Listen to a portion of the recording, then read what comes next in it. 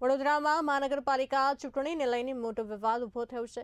Ward number 1ના પરિણામને લઈને કોંગ્રેસની ઉમેદવાર અમી રાવતે ગંભીર આક્ષેપો સાથે કોર્ટનો દરવાજો ખખડાવ્યો છે। અમી રાવતે પોતાની અરજીમાં ફરીથી ગણતરીની માંગ કરી છે અને ચૂંટણી પ્રક્રિયામાં ગેરરીતિ થઈ હોવાનો આરોપ મૂક્યો છે। તેમના દાવા મુજબ શરૂઆતમાં જાહેર થયેલા પરિણામમાં તેઓ વિજેતા હતા, પરંતુ બાદમાં ચૂંટણી અધિકારી મતપત્રકમાં ફેરફાર કરીને પરિણામ બદલ્યું હોવાનો આક્ષેપ કરવામાં આવ્યો છે। બીજી તરફ કોંગ્રેસની જ ઉમેદવાર પુષ્પા વાઘેલાને 30 મત વધુ મળ્યા હોવાનો ઉલ્લેખ પણ સામે આવ્યો છે। જો પુષ્પાબેનના મત માન્ય રહે તો તેઓ જનરલ પુરુષ બેઠક પર જતા રહે અને અમીબેન રાવત વિજેતા જાહેર થઈ શકે તેવી સ્થિતિ સર્જાય છે।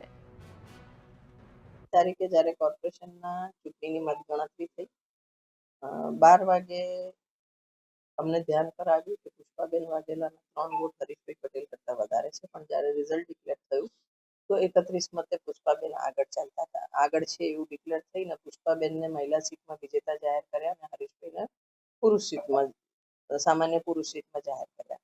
જો આ 31 મતનો તફાવત ના હોય અને પુષ્પાબેનના 31 મત વધારે હોય તો સામાન્ય મહિલાની સીટમાં શ્વેતાબેન શાહ ભારતીય જનતા પાર્ટીના જે ઉમેદવાર છે એના કરતાં મારા 1100 મત વધારે છે।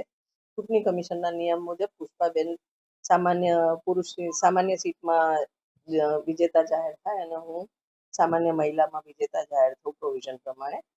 તો એ બાબતે ધ્યાનમાં રાખીને અમે 12:15 અરજી કરેલી કે ફરીથી મતગણતરી થાય, પણ ચૂંટણી કમિશન રિટર્નિંગ ઓફિસરે 3 વાગે અમને લેટર આપીને ફરી રિકાઉન્ટિંગની ના પાડવામાં આવી।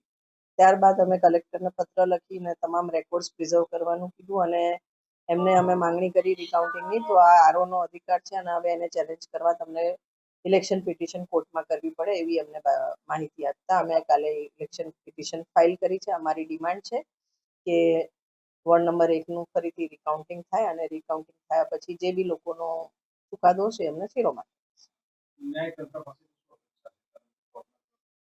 ફક્ત 31 વોટનો નજીવો ડિફરન્સ હોય ત્યારે ન્યાયતંત્ર પાસે અમે અપેક્ષા રાખીએ છીએ કે રિકાઉન્ટિંગ માટે કરીને જસ્ટિસ આપે, કારણ કે અગાઉ તો 500 મતનું બી ડિફરન્સ હોય તો રિકાઉન્ટિંગ આપવામાં આવ્યું છે।